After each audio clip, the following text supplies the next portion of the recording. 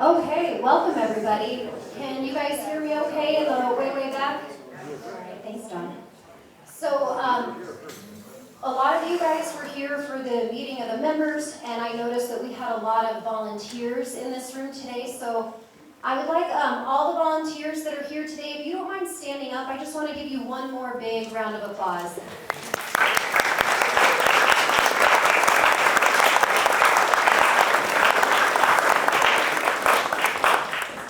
Thank you guys very, very much.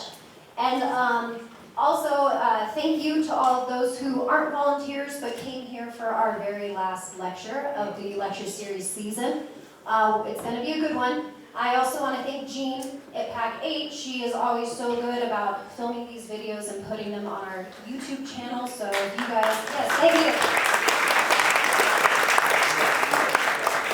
So if you guys ever miss anything, you can always watch them on our YouTube channel, and thank you, Jean. And also to N3B. N3B generously sponsored this lecture series this season. We couldn't have done it without him, so thank you, N3B.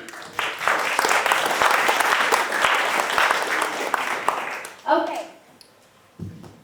And for those of you who don't know, I forgot if I introduced myself or not, but my name is Mackenzie. I'm the educator here at the Los Alamos Historical Society, and I'm here to introduce our two speakers tonight. So I'm going to start with Nancy. This is a room that is filled with knowledge on the Manhattan Project, especially our role with the Manhattan Project in World War II. But I'd like to invite you all to travel 6,000 miles away, almost 80 years ago, to Japan, where Nancy is an expert in this field. She is a World War II historian, she is an author, she's a lecturer, she's done everything from being a member of our county council to helping with historic preservations. Some of the things she's done are the statues in front of Fuller Lodge, Oppie and Leslie Groves. Yep, you can thank Nancy for helping with that. And on top of all these things, Nancy was a child during World War II. She has vivid memories of the Pearl Harbor attack, not personally, but you were, correct me if I'm wrong, but on the East Coast as a kid needing to do blackout drills and things like that. So very unique childhood. You spent many years in Japan very soon after the war in about 1958, so where the wounds were fresh. She taught in Japan, she lived there, she befriended people who were affected very closely with the atomic bomb dropping. So we're going to get a very unique perspective from Nancy tonight on Imperial Japan's conflicted surrender and why they didn't surrender right away to Allied demands. Following Nancy's lecture, we are going to have Dr. John Hopkins speaking about the nuclear program in Japan. So Dr. Hopkins started his career at the Los Alamos Scientific Laboratory in the 1960s, worked his way all the way up to assistant director, correct? Associate director, sorry. And he was responsible for all the divisions in LANL engaged with nuclear weapons program, which at that time was about half the lab. So suffice to say, he knows a little bit about the nuclear weapons program, and he's going to be talking about Japan's nuclear weapon program during World War II. So I think I've taken up enough of your guys' time. I will hand the mic over to Nancy. Welcome, Nancy. Thank you for coming. Thank you. Thank you, Mackenzie. And thank you all for coming this evening. I'm going to put this down so it's not in the way. I'm very, very excited to give this talk tonight. And as my husband knows, I've spent hours and hours on this talk because it's very, very complicated. And to try to explain everything that happened on the last day of Japan before they surrendered in 45, 50, 60 minutes tonight was quite a challenge because I have to go back and forth between what was happening in America, or Tinian, and what was happening in Tokyo. So bear with me, and I hope that I succeed If I didn't succeed, please let me know and I'll revise my talk the next time. But this is fun to do this. And so, well, it's a very serious subject. But as Mackenzie said, and I'm using Todd's laptop, so I'm not quite as familiar of how things work on this. I've divided up the talk into different sections. So, yeah, she mentioned that I was living in the East Coast, New Jersey, and tonight I want to dedicate this talk to my dad, who worked on the Oak Ridge. He helped to design the K-25 plant, which was the largest building in the world in World War II. He was getting his master's degree in chemical engineering with 4 kids at home, and under the tutelage of our Harold Urey, doing nickel isotope separation. And so Dad would disappear, Mother would have a suitcase ready for him to go. And I just talked to my older sister, who said almost everyone was in a uniform except our father, and he would disappear with a suitcase. She didn't know if he were a spy, and she was very embarrassed because she didn't know till later that what he had done. And I also want to dedicate, on the other half, because I'm talking about both sides of the Pacific, Dr. Tasaku Fua, who adopted me. I was a missionary sent over by Protestant missionaries to teach English, not to teach about Christianity, but Fua Sensei's grandfather was a samurai, and they took on the Christian religion because they lived near Nagasaki and that part of the world. He was the second Japanese to go to MIT as a graduate student, and he asked me if I would help him improve his English when he wrote articles for scientific journals, and that's how we got along. And going down memory lane, this was one of my classes. I had 4 classes of 60 girls each in the high school. And the students didn't change classes when the class was finished. The teachers moved, and that's how they got around not having chaos in the hallways. And you can see with that arrow there that I look almost like them. I had just graduated from college in Massachusetts. And I went down memory lane looking in my albums and found this picture, and I just had to share it with you. You can hardly tell, unless if I had something else on, that I'm not one of the girls. These students would have been born during World War II because of their age. At night, every Monday night, I was picked up by a limousine and taken to the Tokyo University Institute for Precision Instruments. And I filled in for another teacher who had left and about English, because they all needed to read their scientific journals in English or to write them. And then when John took me back to Japan, when he did the fusion energy research with Japan, we brought up Jennifer and John, who were in high school at the time. And the men all lined up in where they were the day that we took my farewell picture. It was fun to see them again in Sendai, Japan. And I also taught at UNESCO.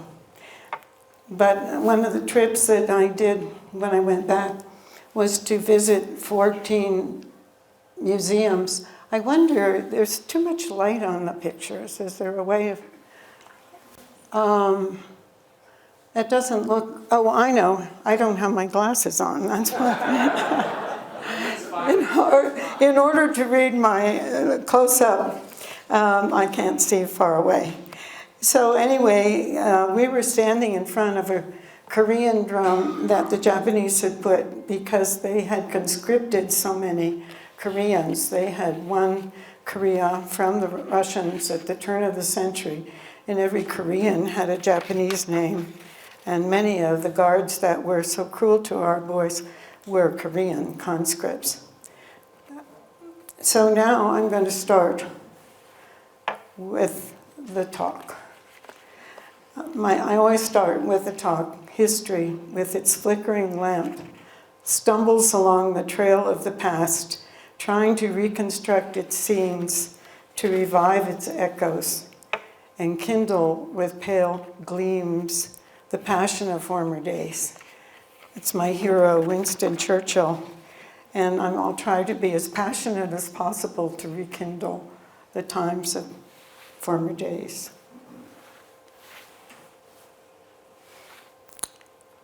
Ever since U.S. Commodore Perry visited Japan in 1854-55, the relations between the United States and Japan have been friendly.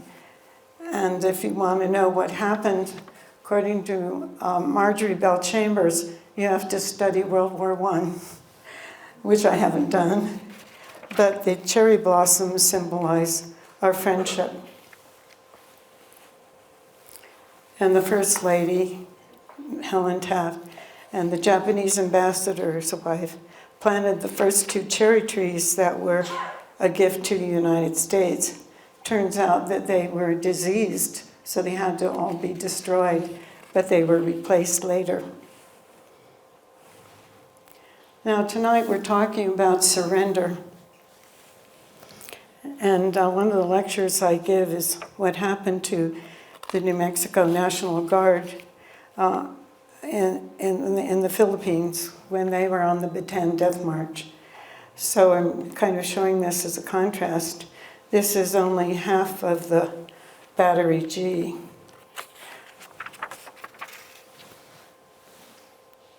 Before Pearl Harbor attacked, almost 2,000 of the New Mexicans and a few Texans were sent over to the Philippines to help MacArthur defend the Philippines.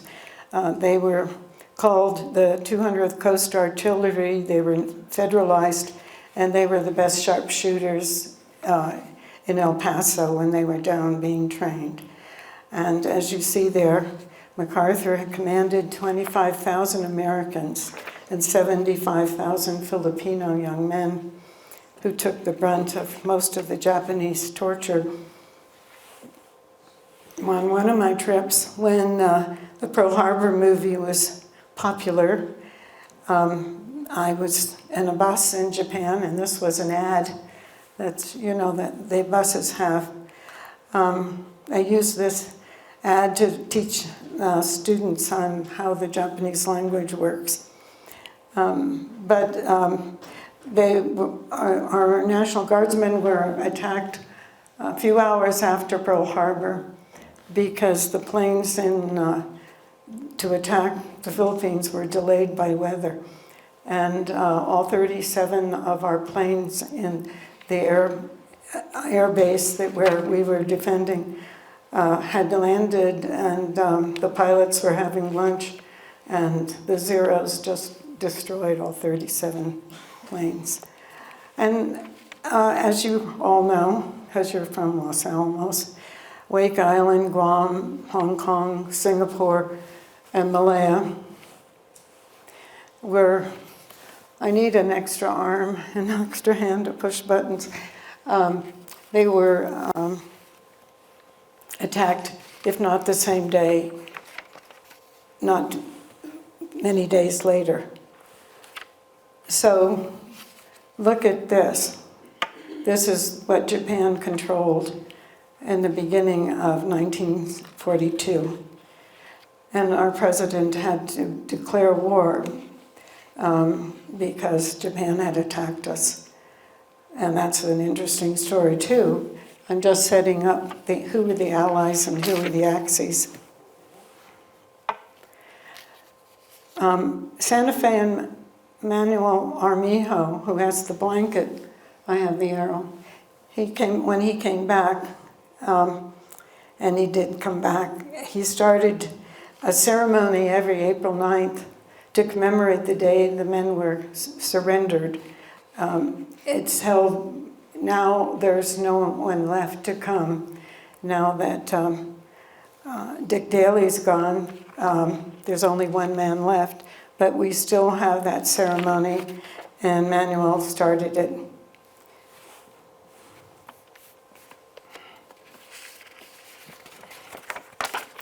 I'm sorry, these pictures are too small for me to see what's coming next. So this picture, this is a map that's all tile. It's inside the Manila ceremony. No, it's in the cemetery. Excuse me, cemetery. Now just look at the logistics of coming from, so where's my marker? The logistics of going from New York or the Panama Canal, or here's New Mexico, big star here, and coming all the way over to Honolulu. And then you've got to get something to the Philippines. And they were called the Mama, we're the battling bastards of Bataan. No mama, no papa, no Uncle Sam. Well, America did try to get ships there, but 2 out of 3 were destroyed by the Japanese before they got there. Just look at the logistics of America to face defending the Philippines or also attacking Japan. And here are our heroes. These are later the Navajo code talkers who were so brilliant with their code, and they had the reputation of having shortened the war by a year. So that's why we were close enough to Japan to attack it when we had the B-29s, and also we had the atomic bombs ready to go. Now, I could have shown the movie Oppenheimer, but I like Abi's eyes better. And he was in this room. So the movie stopped telling the story in Los Alamos after the Trinity test. And the general took away the fat man, as though the army was taking over and everything else that happened was not under the laboratory supervision, but it was. And so that's one of the things that I am upset about, because I think Project Alberta was extremely important to the rest of the story, because why have a bomb if you can't put it in a plane and drop it, right? Nobody's clapping. Okay, that's just my preference. So now getting closer to the title. Why did Imperial Japan not surrender right after the atomic bombing of Hiroshima, as was expected by persons who grew up in the Western and European culture?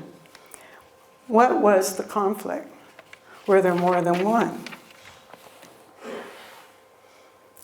Well, to begin with, the decision-making of the top leadership of the United States and the top leadership of Japan are extremely different.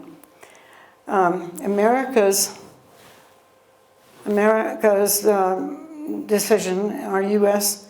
president is the commander-in-chief of the Army and the Navy, and he makes the decisions, and that was deliberate by the founders of our country, that it should be a civilian and not a military person.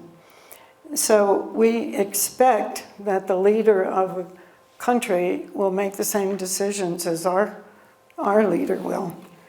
But that wasn't the case in Japan. But I put the flag on to denote that I'm talking about America in case you get confused. And then I put the Japanese flag on the slide when I'm talking about Japan.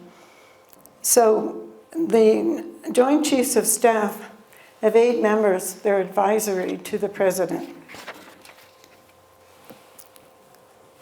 The President also needs the approval of Congress to declare war. And the Joint Chiefs of Staff advise the President, the Secretary of Defense, Homeland Security, and National Security.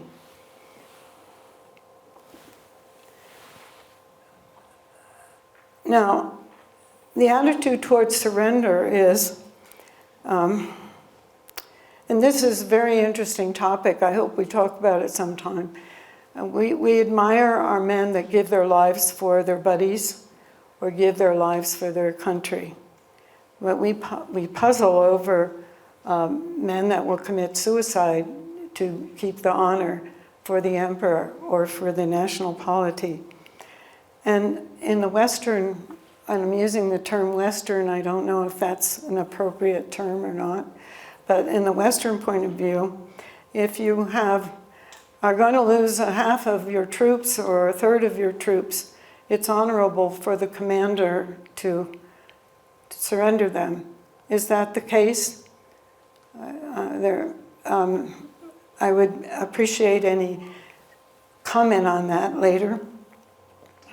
Because we had the protection of the Geneva Convention of 1929, and there was an expectation that those prisoners would be fed, clothed, and put into appropriate quarters, and they would not be brutalized. And there are rules. But Japan never signed the convention. And so their troops, when 250,000 Japanese landed in Luzon, they were either going to be exterminated or they were going to be surrendered. And so that was the Western approach. Wainwright and General King both surrendered our troops because that was the way to keep them alive. Now, Emperor Hito was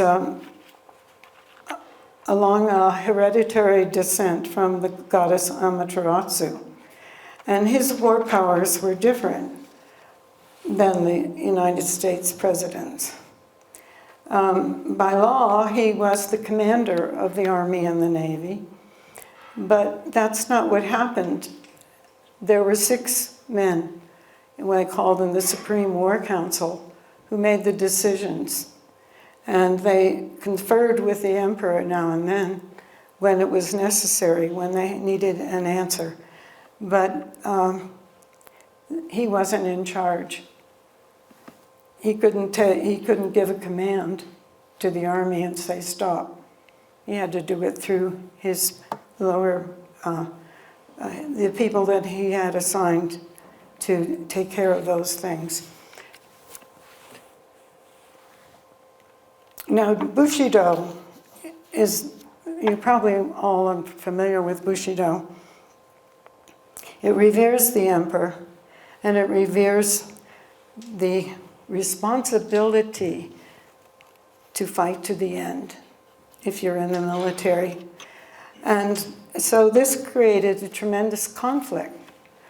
It created a conflict for the army officials who didn't want to do what the emperor wanted them to do because of their background, because of their loyalty to the polity.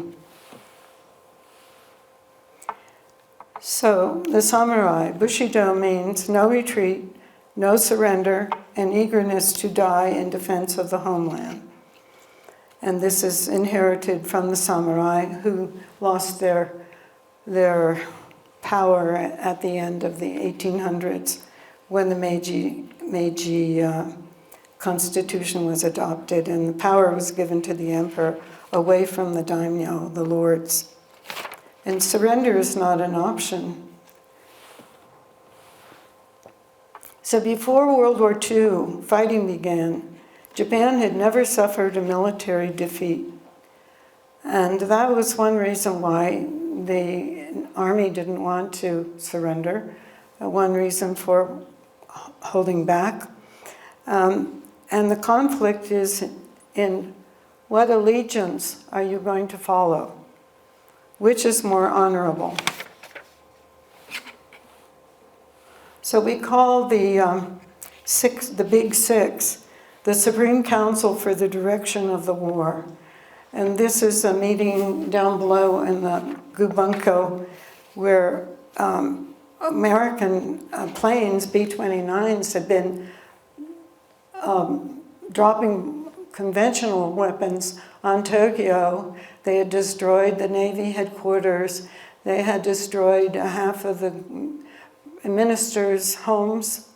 And so they were, I guess, down in the basement. So it was a rough time, like we're reading about today in the Middle East. So who were the Big Six? Well, 2 Army, 2 Navy, and chiefs of staff. They made the decisions. And I put their names up there, and I put what they do. The purple names are people who are also on the cabinet. And so you have quite a few people making decisions or being asked to make decisions. And besides the Big Six, you have the Prime Minister's cabinet. And the cabinet resigns when things go bad, and they feel responsible for things going bad. So there's a brand new cabinet. Prime Minister Suzuki is appointed by the emperor, and then the prime minister appoints the others to the cabinet. And here's their names again. And so there's mixing. Oh dear. The Minister of War, Korikichi Anami, runs the show. He's the war minister. He's the head of the army. Okay, so that's the background that I wanted to give you, that the emperor did not have, he had a moral power to make decisions, but he wasn't the one that could make a decision like our President Truman. That's one reason why it took longer than overnight for the first atomic bomb to change Japan's mind. So now, in the summer of 45, I have to keep going. What did President Truman know about the enemy when he approved plans to drop the atomic bombs?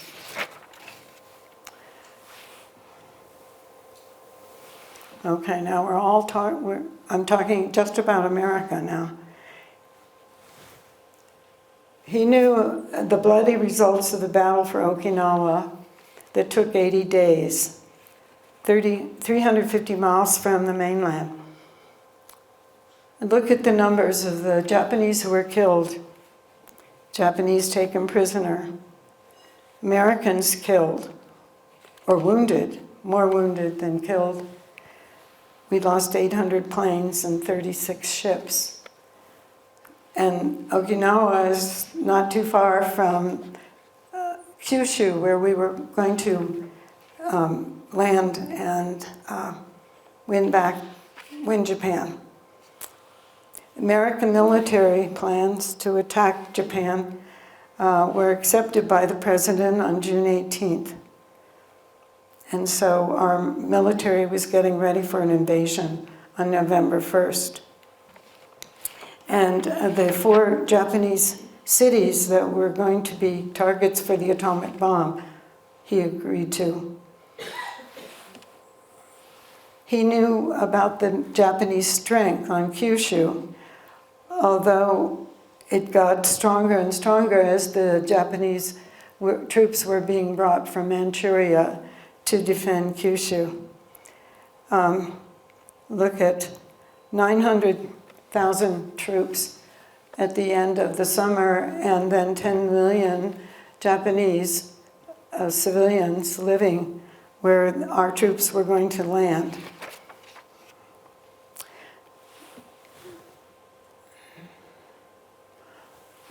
How many people know about the kill order? August 1st, 1944? Well, I've been working with people who are telling the story of the Japanese-American internment in America, in Santa Fe, Lordsburg, etc. And when I mentioned the kill-all order, they said, "I've never heard of it."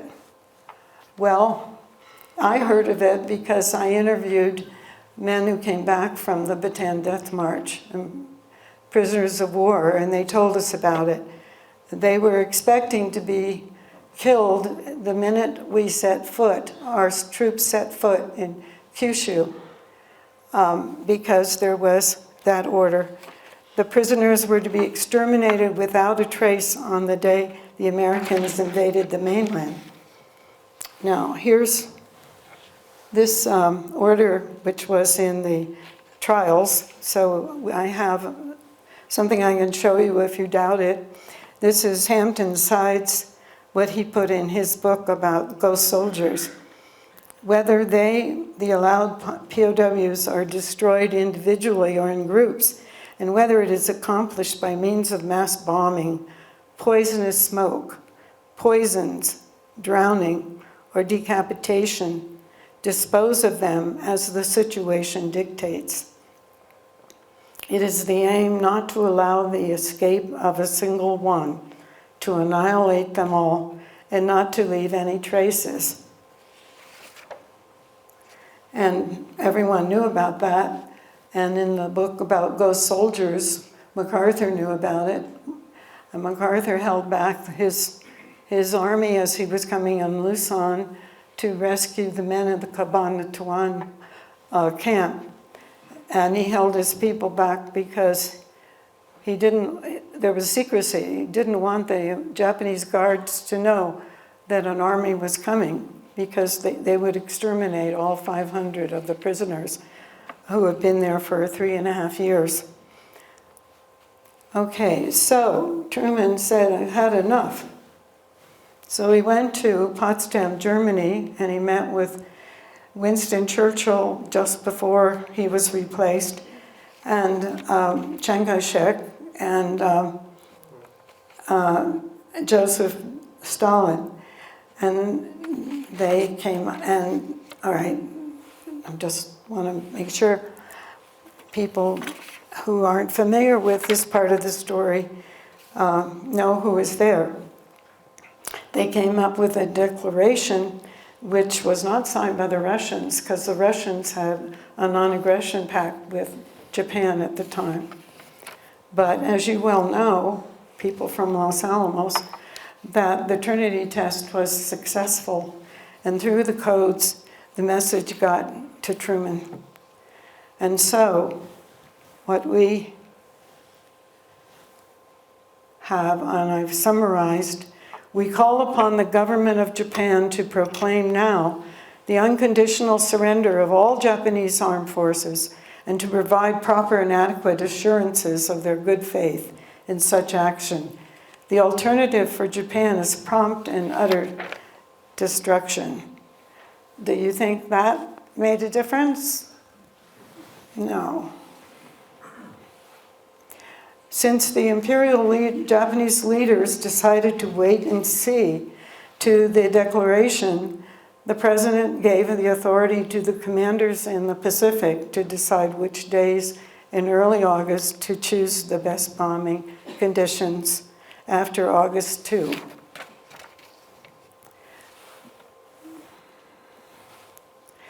So that takes us to Project Alberta, and it takes us to where I think there are like 400 B-29s pictured in that picture. There certainly were hundreds, and also in Guam.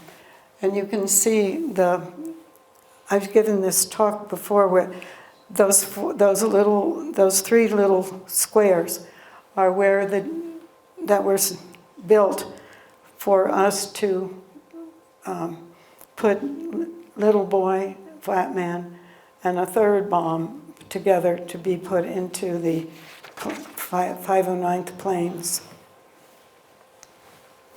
Okay. By 44, America controls the Mariana Islands, Guam, Tainan, and Saipan, which you can see. And they're part of what you see in this beautiful map that describes down at the bottom. Let's see, there we go.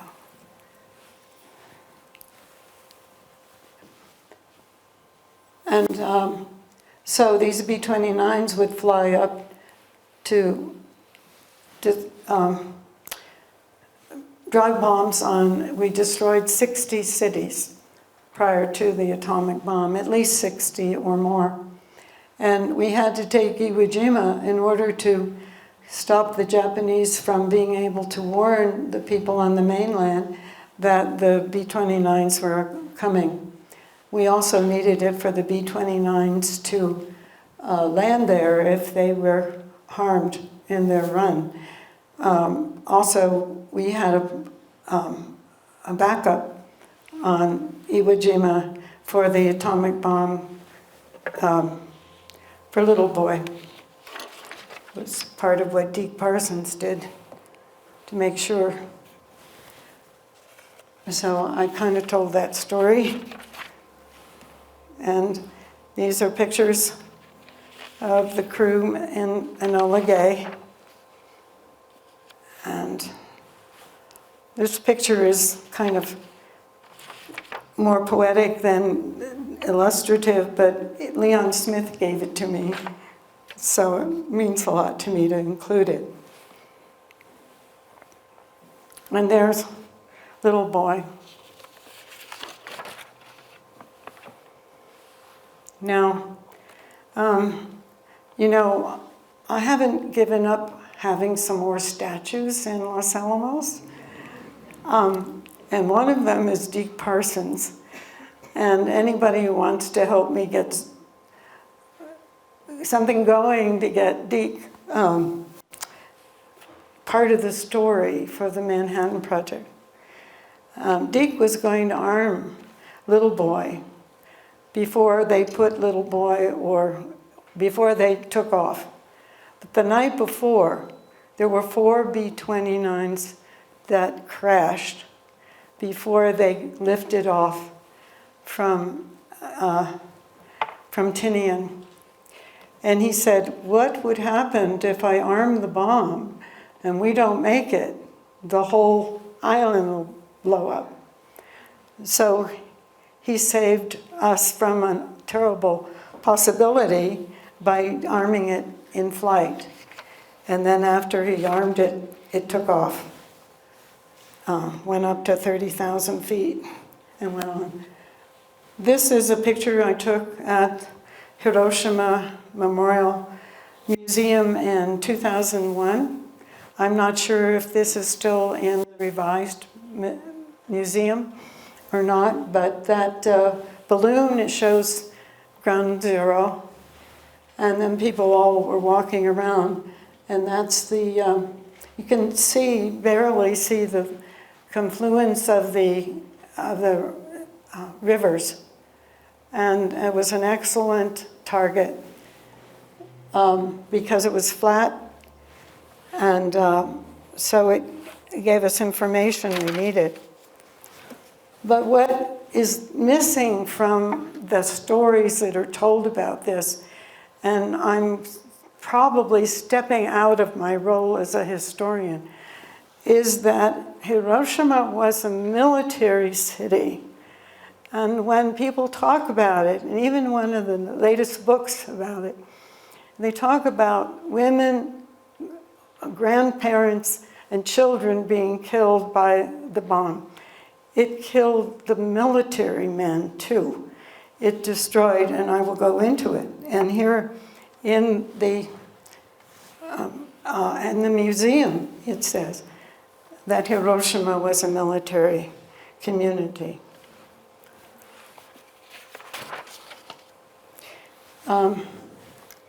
It was the port from which the troops left for overseas whenever Japan was fighting another country. And when it conquered Korea, troops left from there. There's a huge naval base right next to it.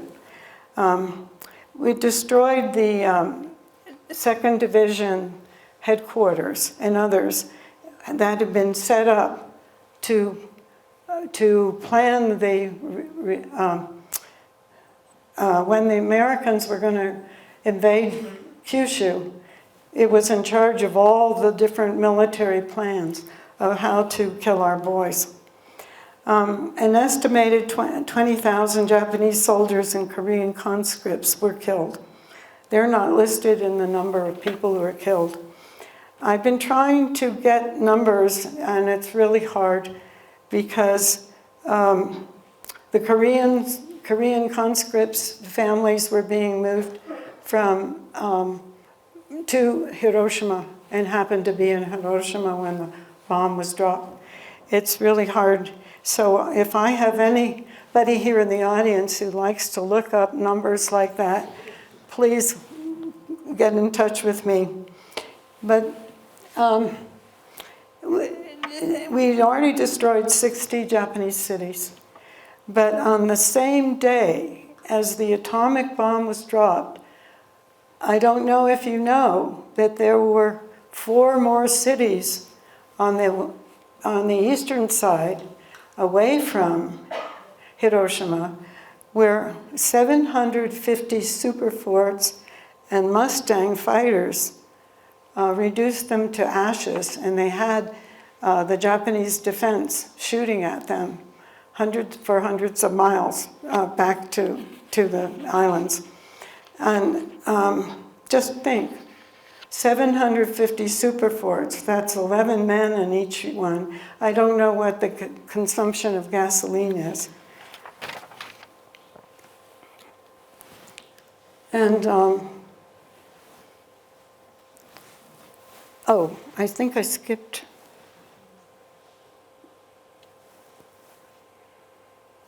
I think something happened, I skipped. Yeah, here I am.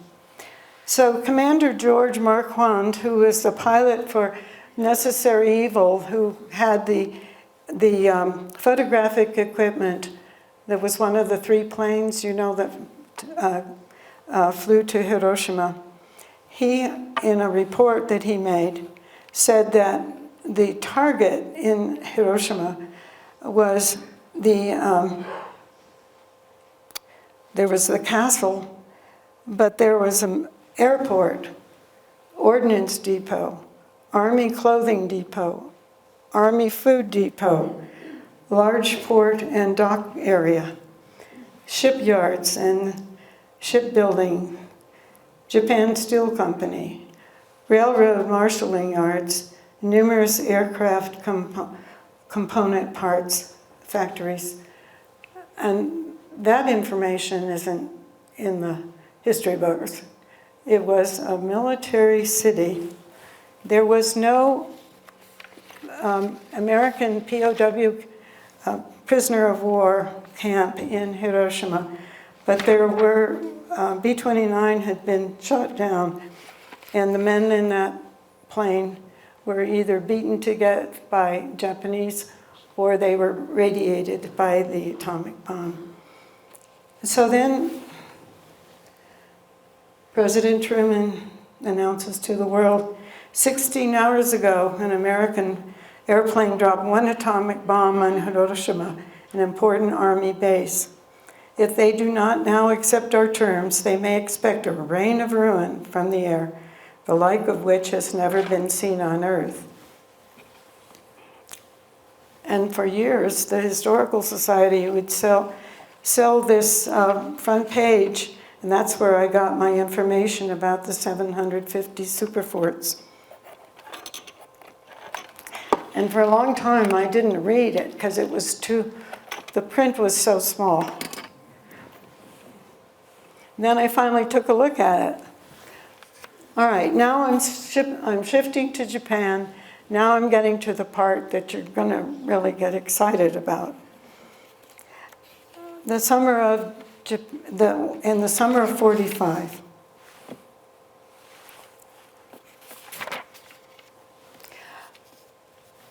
Emperor is in charge. The emperor had visited America and I think Europe. I'm not going into his background.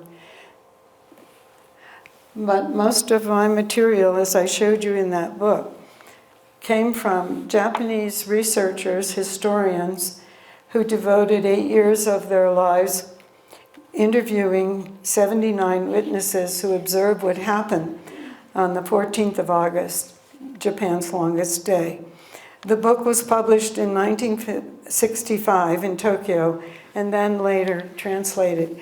And there is a film of it, which I have and which we might show over at Sala. And boy, I'll tell you, you really get indoctrinated when you hear it and see that.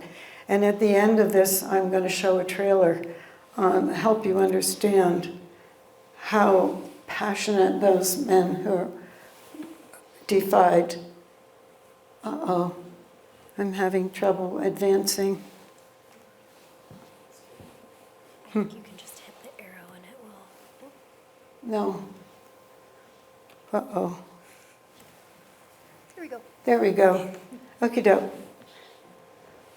Okay, so this is the foreign minister, Togo, and he was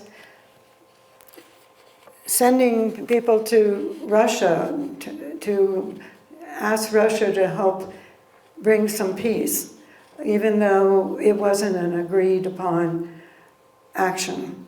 It was sort of, the emperor wanted to get some feelers. But so after the Potsdam Declaration came out, they said, well, let's wait and hear what Russia is going to tell us and what are they doing. But unfortunately, Russia was building up in Manchuria, and I don't know why that wasn't of more importance. The council was very worried when the Potsdam Declaration came as to what to say, because they were waiting for Russia, and then if they advertised in the newspapers about the desire to surrender or a reign of ruin would come down, they were afraid to make anything public because they were afraid there would be uprisings. And the newspapers were told to make it, play it down. Okay, War Minister Anami, in charge of he resists ending the war. In the movie, you can see his resistance. He's afraid that there'll be a coup because of the Bushido fight to the death. In Iwo Jima, 22,000 Japanese never came home. They committed suicide if they weren't killed by our guys. So that's the way it was. He was promised when he agreed to be the war minister that the government would support a bloody battle on Kyushu. So America would be so distraught that they would give in and they would not require unconditional surrender.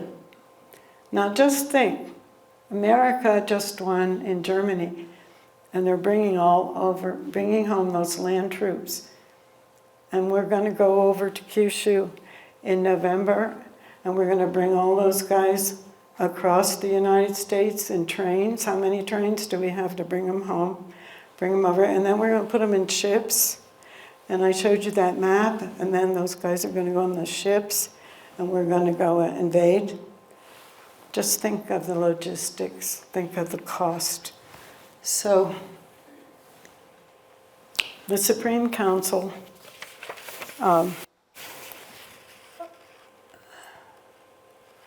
I think something's out of order. Okay, so Anami says, well, I don't agree with what they want. Maybe you've heard about the 4 conditions that were sent back to the Allies, and they were that the guarantee that the Imperial family would last and that Japan would disarm itself.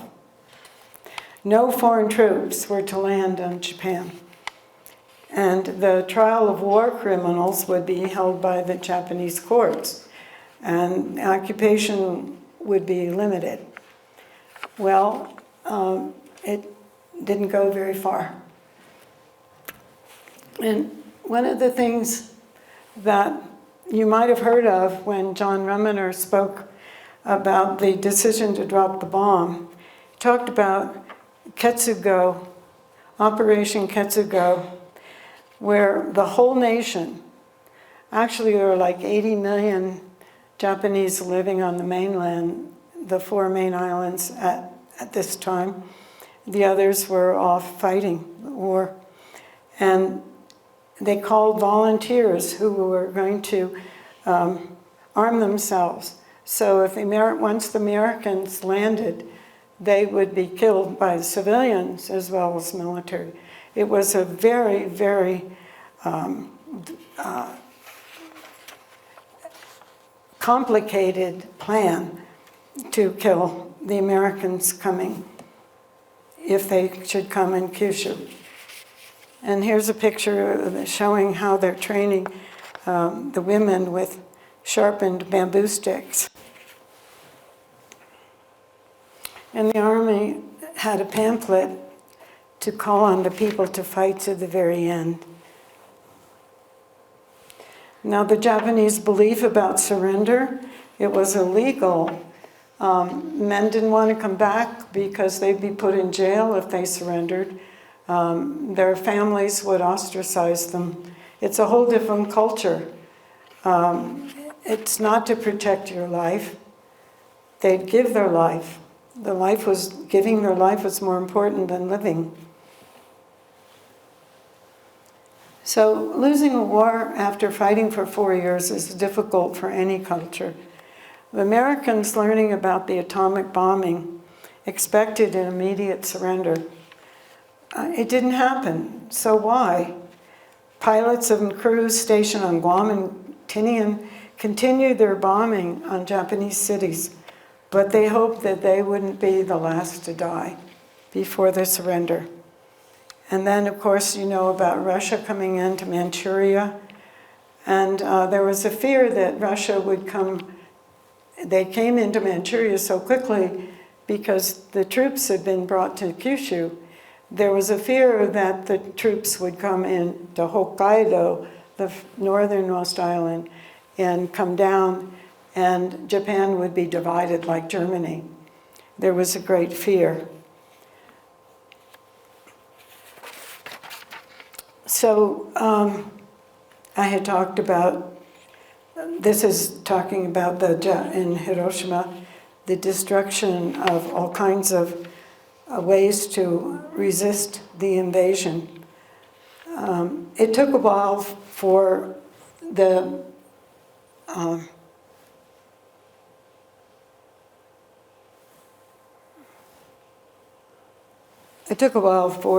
information to get back to Tokyo, because 80 staff members in the Second Army were killed by the bomb. But, and they knew what atomic was, and John Hopkins will tell you more about atomic and how they knew about it at that time. But it was a double whammy. In the meantime, because they hadn't answered about the surrender, the second bomb was dropped. No matter how advanced American technology may be, it is quite impossible for the Americans to bring such an unstable weapon as an atomic device to Japan across the Pacific. So the other reason it took a while is because the Japanese decision makers didn't trust that the Allies would have the wherewithal to make atomic bombs and to fly them over their land. So the Supreme, okay, this is Boxcar. And Fred Ashworth, who stood right here and told us all about the adventure over Nagasaki. The Supreme War Council met twice in the underground on August 9th. They disbelieved that the Americans would have another bomb. They thought the world opinion would be against their use. And then at 1 o'clock, they got the word that the second bomb had been dropped. And there was nothing they could do about it. And they still wanted to have a divisive battle.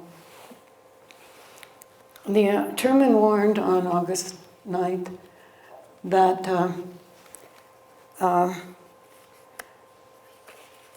why the bombs were dropped. To shorten the agony of war in order to save the lives of thousands and thousands of young Americans.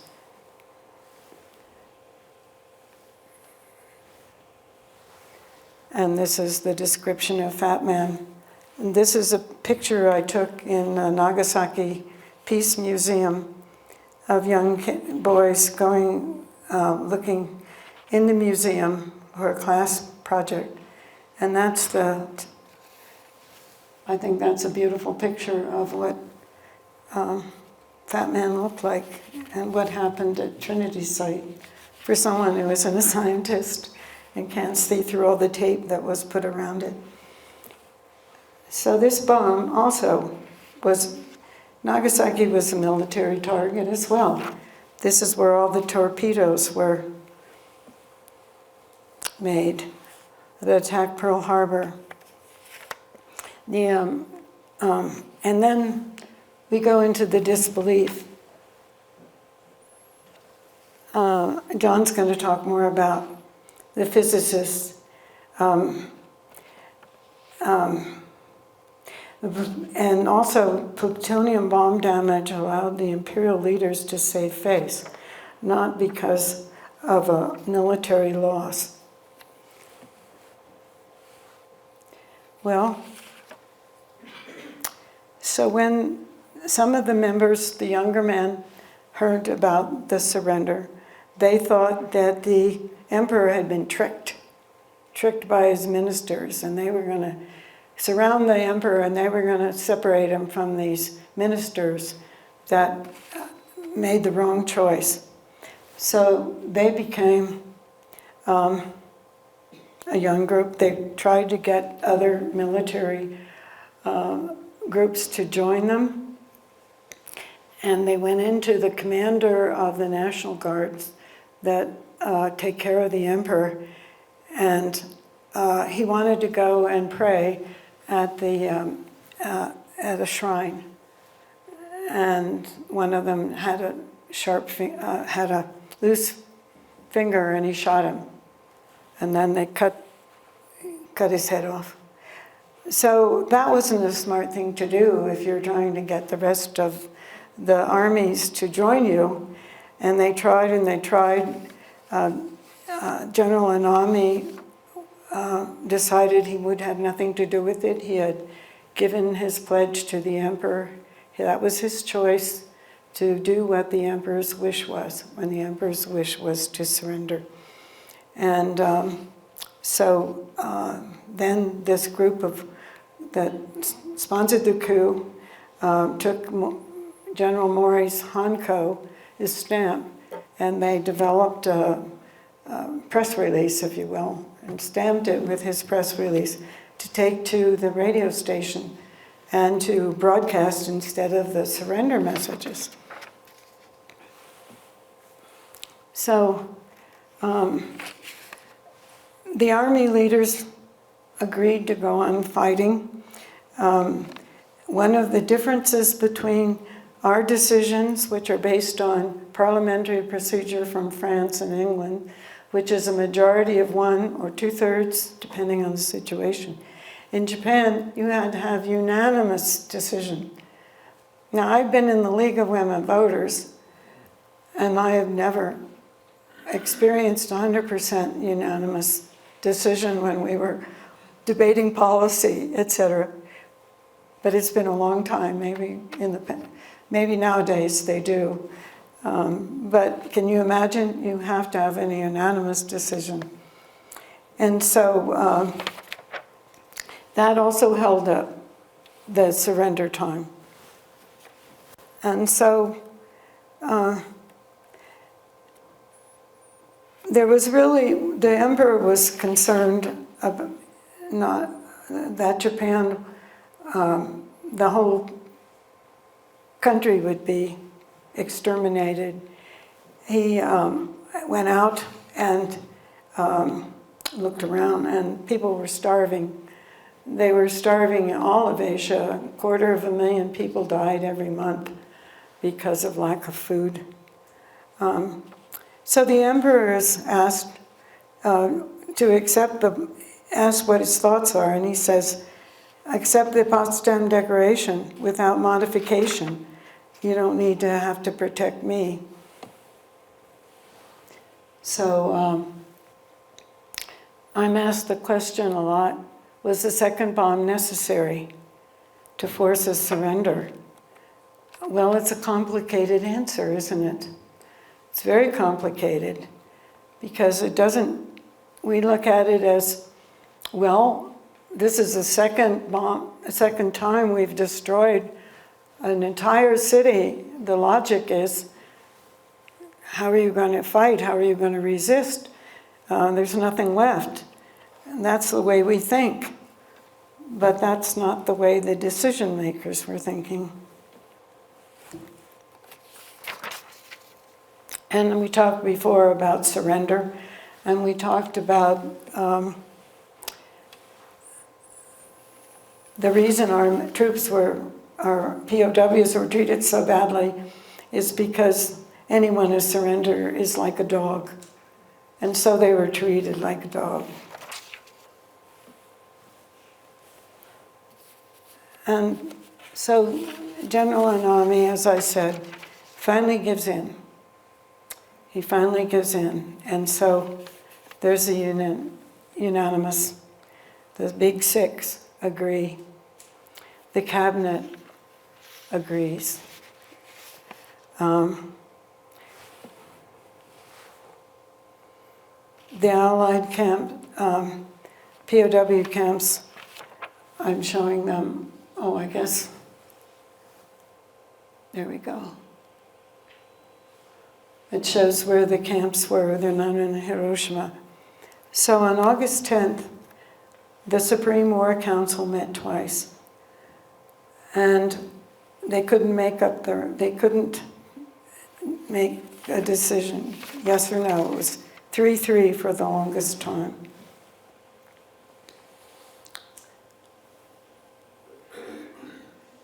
I think I gave that quote to you before. So because the Japanese were not forthright in what their decision was, General Carlsbad, located in Guam, says 143 B-29s to bomb the oil fields north of Tokyo. And he's doing that so that if the Russians come down, they don't get access to that oil. So what happens is there's a blackout. And just at time the coup is going to try to find the tapes, the recordings of the surrender of the emperor.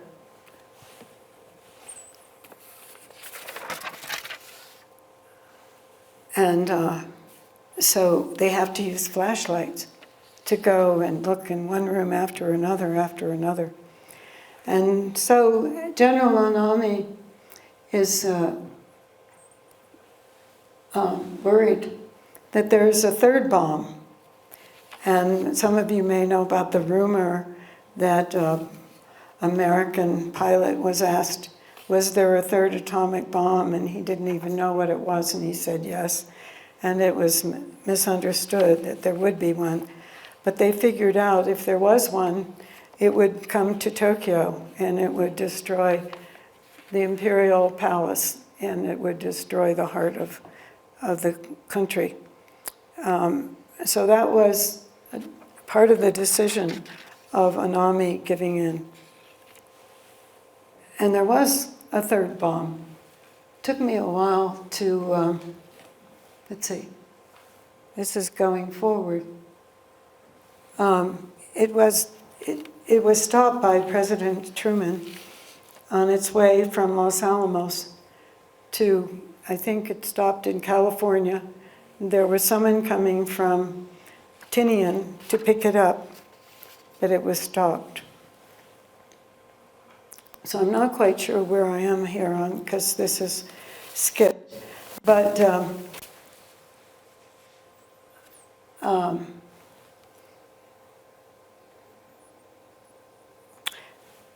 there is a rescript. I don't know, have I pushed to?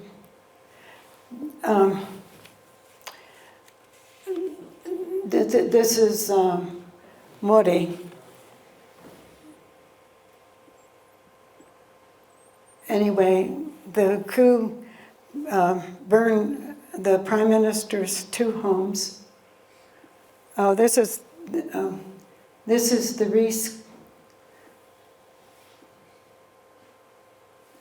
I don't know how. Okay, the emperor records. There are a number of NHK men that come and help him record. It looks like a 33 1/3 recording back then, and they make 2 copies.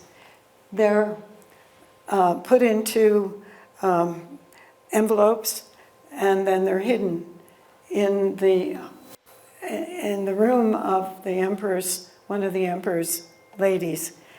And then they're disguised and whatever. And the Chamberlain, Tokugawa, hides them. And then the coup want to find out which Chamberlain hid them. And he won't tell, and he's beaten up. And so there are a lot of heroes. I think we skipped a number of slides, that's okay. So the surrender is not complete because the men who are at the airports and the planes that go out to hit our troops with torpedoes are still loading up and getting ready, and they're not going to follow the emperor's guidance either. So here I'm a little bit behind, but the Savior is, well, there are 2 actually here. One of these men says, I can't broadcast the coup's press release because we have a blackout, and it's not, I can't do it during the blackout. And he's got a gun to his head, and he's about to be shot when the phone rings, and it's the commander of the East Army, and he says, Hironaka-san, it's all done. It's done. Forget it. We're not going to support you. And so after the tapes are broadcast, he commits suicide. But he stops. And so the recording is recorded at noon. See if I can get, well, I'll just skip. And people are listening, crying, they're on their knees, and it's a done deal. And President Truman announces that the war is over on the 15th, and many commit suicide. Many in America jump up and down. The surrender is held on the USS Missouri in Tokyo Bay, and I think you've seen pictures of that, and you've seen the numbers of airplanes flying over to celebrate the end of the war. And the Allies have representatives that sign. And 185 Allied POW camps over Japan are rescued. And 775 POW camps are scattered all over Asia. For 11,000 of that 25,000 Americans that MacArthur was defending lost their lives because the Japanese put them in ships that didn't have the Red Cross painted on the top. They would put coal in those ships, and then our guys would get would get blasted. So that's the story of how it took so long to surrender. It was the Japanese culture that held it back. 9 days, fear of more bombs, and some of the men that were interviewed afterwards by the historians said that if it hadn't been for the atomic bombs, we probably would not have stopped the war. The Lord Keeper Kiddo said, "The feeling that the Emperor and I had about the atomic bombing was that the psychological moment we had long waited for had finally arrived to resolutely carry out the termination of the war." And there are other quotes as well. I'm going to ask if you can we play that? We might have to fast forward because I've taken a lot of time and it's almost time for John. But if we show this trailer of Japan's Longest Day, which talks about the surrender. 8月15日、この日は日本人が初めて迎えたあまりにも大きな苦悩と試練の長い一日であった。ご聖断は下った。ポツダム宣言を無条件で受諾するとご聖断はなさられた。閣下、そちら救急の本社を振ってみ。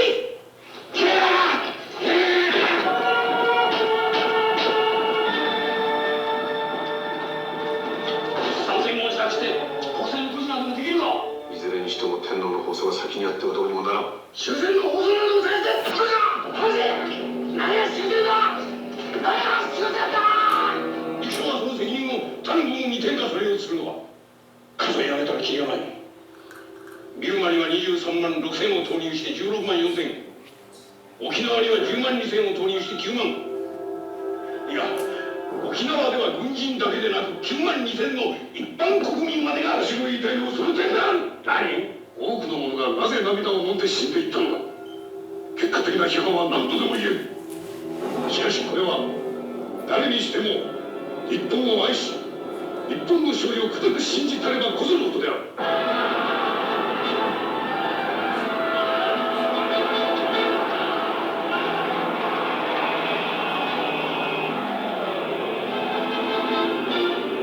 東軍の許可の間に一切の放送はできません。今から自分が軍の真意を全国民に伝えるのだ。いや、何と言われましても。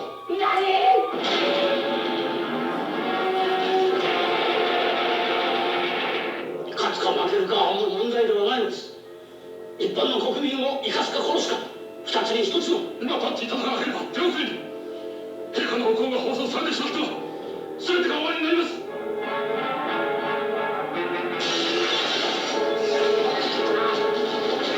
首相以外の者には乱暴するな。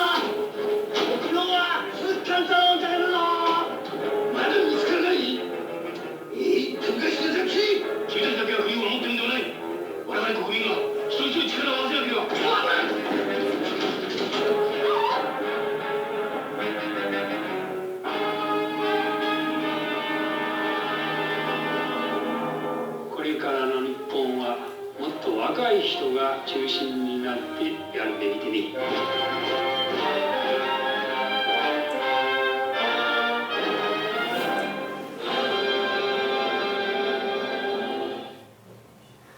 What you saw was the Navy minister trying to talk to the war minister, talk him out of fighting to the end. He said, the Navy minister said, we don't have the resources to fight this battle in Kyushu. And the other said, we don't have the rice. The distribution of rice is what was the problem, not the growing of the rice, et cetera, et cetera. And then, so you get a feel for the passion. Basically, those are the young men of the coup. And then General Mori, cut him up. So that concludes my talking about surrender.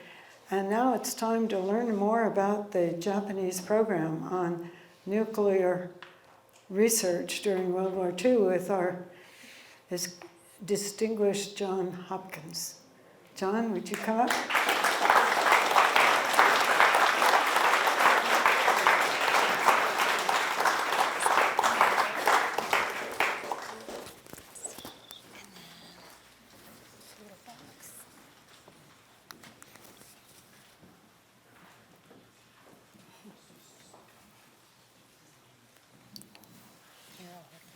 I've got good news for you. Oh, wait, John. My story is very simple. John, and it's I being can- recorded. That's okay. You don't have to record that part. And then this is just gonna go, I'll just put it right on your collar. Okay. Wherever. And then this is just so everyone else can hear you. Okay. My story is very simple, and when I get through with it, I think you'll find that the answer is obvious. The Japanese did have a nuclear weapons program. It didn't succeed, and I think the answer will be clear to you in 10 minutes. And by the way, it's essentially the same story that probably existed in Germany and in the Soviet Union. At any rate, Japan, the scientists in Japan were well aware of the enormous energy in the nuclei of heavy metals, but they didn't know how to get it out. This discovery was around the turn of the century, the dawn of the 20th century. And by the way, the Japanese like science fiction, and so science fiction writers got hold of this and assumed that we'd figure out how to get this energy out, and here are the various things that you can do with it. You can get energy to drive ships across the ocean. You can get energy to drive submarines around. And you can also make a weapon out of it. The first reference I saw to an atomic bomb, those words, was in a textbook in the 1920s. Now, after fission was discovered in December of 1938, the word got out very quickly, and it was very interesting to scientists all over the world, including Japan. They started working on the physics of this in 1939, and by 1940 they had some ideas about how you might make a nuclear weapon. And then they had some very good scientists, by the way. One was Yoshiro Nishina.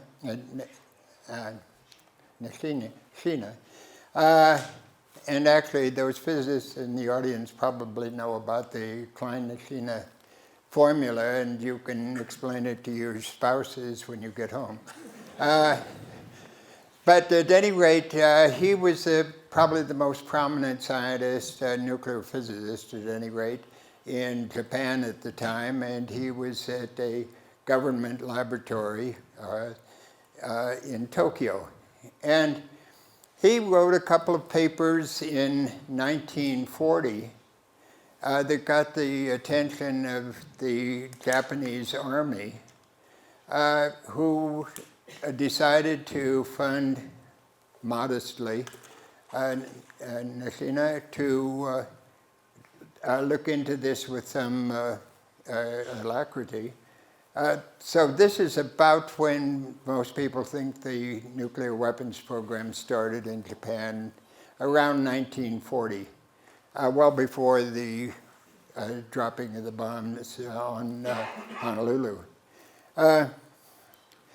Then the Navy got interested in this too, particularly for propulsion. And they were, two prominent groups were put together, one by the Navy and one by the Army. There were quite a number of other small groups that were looking into this, and one of their major problems was that they were not working together. They were often competing with each other. There were some very smart people, mostly theoreticians, looking into this, and one of their first and most serious problems was that they didn't have any organization. What they needed desperately was a General Groves. Now, okay, these groups, Nishina's was looking, or they immediately recognized that the big problem was separating U-235 from U-238. And they were correct that that was a difficult problem. They didn't have any idea at that point how difficult a problem it is, and that was one of their other problems. Nishina was looking at thermonuclear, or thermodiffusion as the process for separation.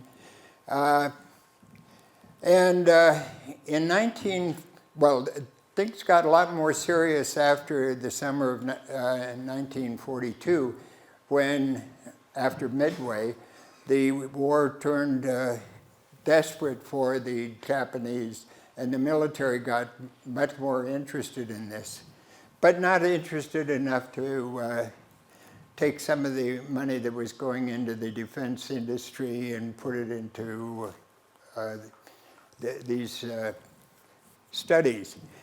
In 1943, the leaders of these various groups got together and posed the question, how long will it take to develop a nuclear weapon, for us to develop a nuclear weapon?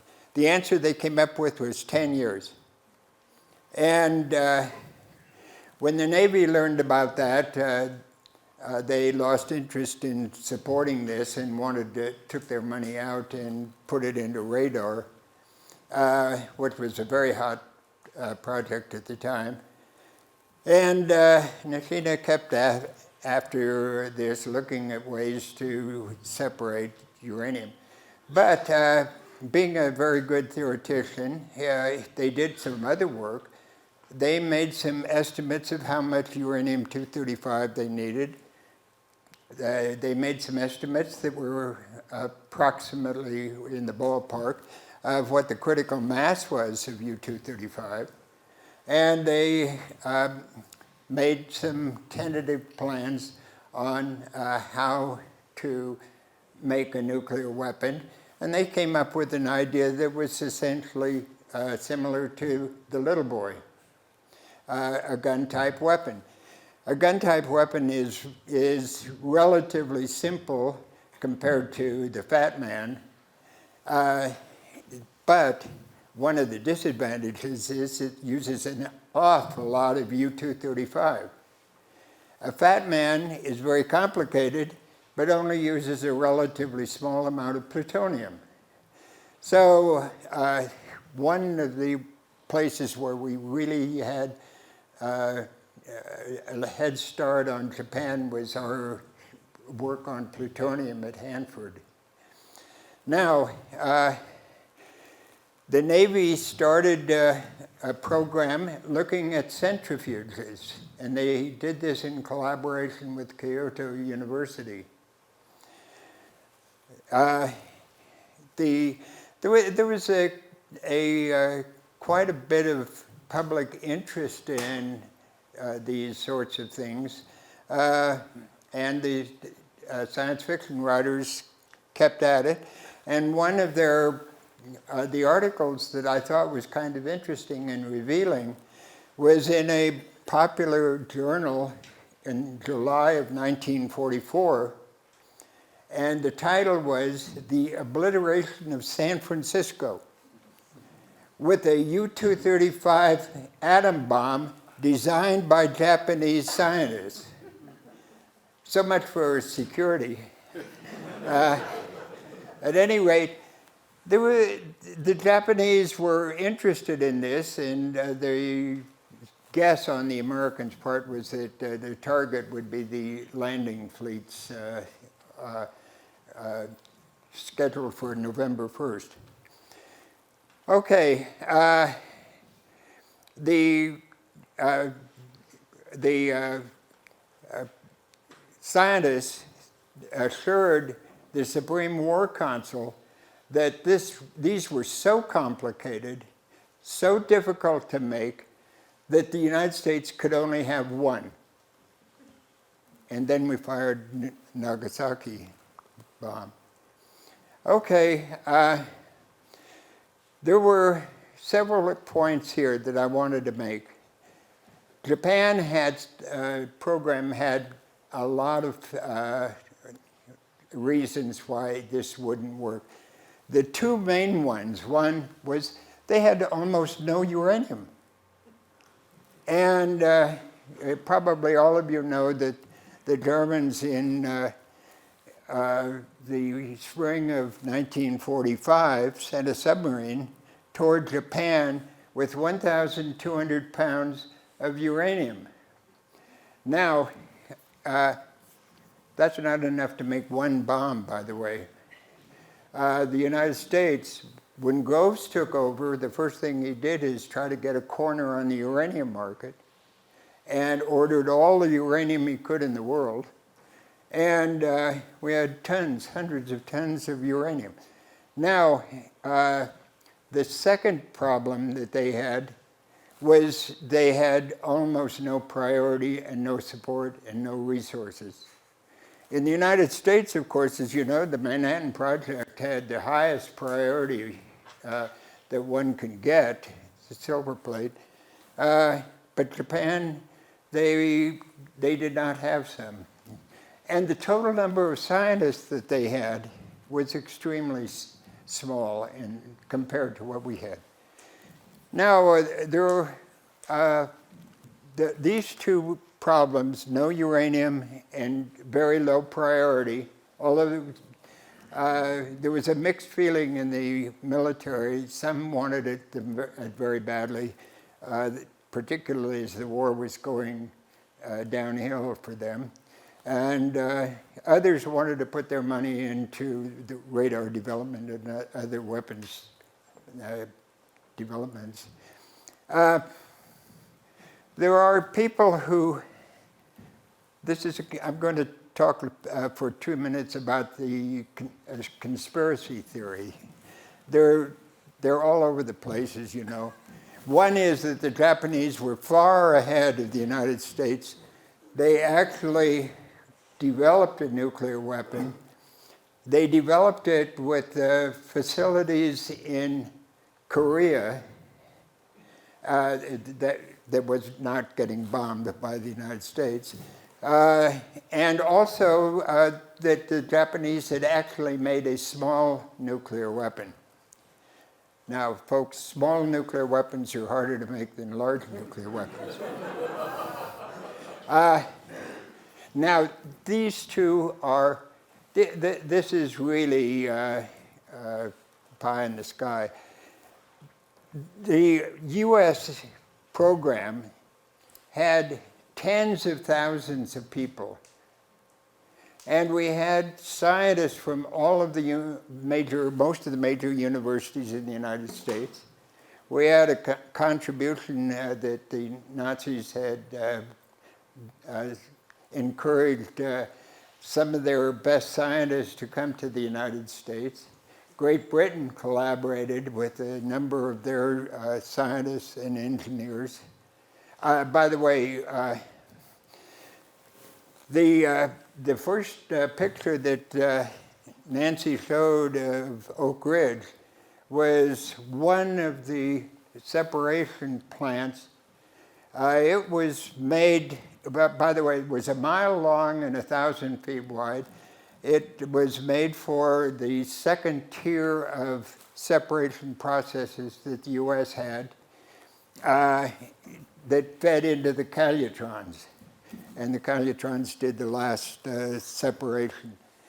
That building is larger than the Pentagon, and it holds the all of the second tier of the separation, over 3,000 separators, tubes. It was enormous. The number of people at Oak Ridge who were running this was 80,000 people. 80,000. The number, by the way, one of the best decisions the U.S. made was to pursue plutonium. And you can make plutonium once you have a reactor, and you get copious quantities of plutonium without going through the dreadful problems associated with trying to separate U-235 from U-238. When the United States, and the number of people at Hanford was 51,000. So when I first came to Los Alamos, I thought this was the Manhattan Project. But there were really 130,000 people out there who were doing all of the heavy lifting. And there were 3,000 here. In preparing for this talk today, I reviewed what I knew about, or didn't know, about Hanford and Oak Ridge. And I really think that that story, it's not as glamorous as Oppenheimer, but it is close to a miracle. And I don't think anyone could have done it any faster. Can you imagine? Much of that work, much of that separation work was done in late 44 and through 45. And the little boy takes more than 100 pounds of uranium-235. If Japan had separated anything, it's sort of hidden in mystery. The conspiracy theorists said, well, they had 5 cyclotrons. A cyclotron is of some help in research work, and it was used, one of the cyclotron magnets was used by E.O. Lawrence to design the calutrons, but we had over 1,000 calutrons, and we didn't drop any cyclotrons on the Japanese. By the way, when some of the on Grove's staff got word of the fact that the Japanese had 5 cyclotrons at the end of the war, an order came down to destroy them all, and they were destroyed, which is a tragedy for any country that was interested in doing research. And Nishino wanted to do medical isotope separation production with the cyclotrons, and so that was stopped. Anyway, the people who have these conspiracy theories don't realize the magnitude and the sound of this. With 130,000 people working on the Manhattan Project, we were able to make 4 nuclear weapons by the end of August 1945. 3 of them were plutonium, and 1 was U-235. Anyway, I would like to urge the Historical Society to invite somebody who remembers what Oak Ridge did during the war, and also Hanford, because I think that story is incredible. And I remember Harold Agnew once said, if Groves were tall and not fat, he'd be a national hero. Anyway, it's obvious. The concept of Japan beating the United States, nobody could have done it, and it was due largely, I think, to Groves' leadership that we were able to. That's it. Some questions? Should we take some questions? Oh, Sure. after that lecture, there can't be any questions, I don't suppose. If you guys have any questions, just raise your hand and I'll come to you with a microphone, and Nancy and John can answer.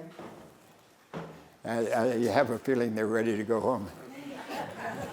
Anyway. We do have one question. Yes, sir. So I'd like you to comment on a statistic that I read about the U.S. atom bomb effort, which was it was the equivalent of building anew the U.S. auto industry of 1940. So that puts it in some perspective.